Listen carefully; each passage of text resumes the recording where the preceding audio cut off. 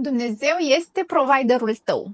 Atunci când ești o femeie singură, dar îți dorești să atragi iubirea în viața ta și nu orice iubire, ci o iubire înaltă, profundă, cu un bărbat ancorat în energia lui masculină, trebuie să ieși din energia de doer, de femeie hiperresponsabilă care ține tot timpul totul sub control.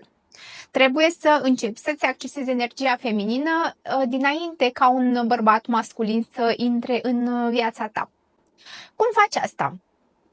Creezi o relație atât de intimă cu Dumnezeu, încât începi să-i simți iubirea imensă pe care ți-o poartă în fiecare zi.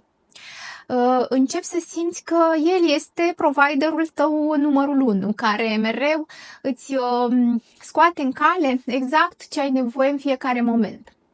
Pentru că exact asta face și ăsta este rolul Lui. Începi să ieși din partea mentală, să nu mai planifici chiar totul, să nu mai fii mereu atât de serioasă. Începi să fii puțin mai jucăușă, poate chiar puțin iresponsabilă. Îți dai voie să flirtezi cu viața, să te joci ca o copilă care știe că este mereu cineva acolo care are grijă ca ea să fie în siguranță.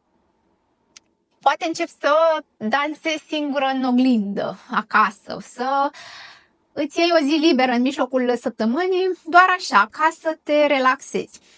Poate îți cumperi lucrul ăla exagerat de scump care ți-a făcut cu ochii.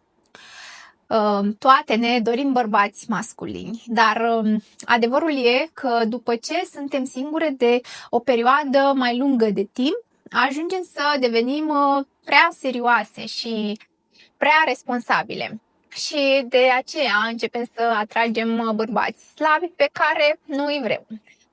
Secretul constă în a lăsa armura jos și a te ancora în iubirea și grija pe care Dumnezeu ți le poartă zi de zi.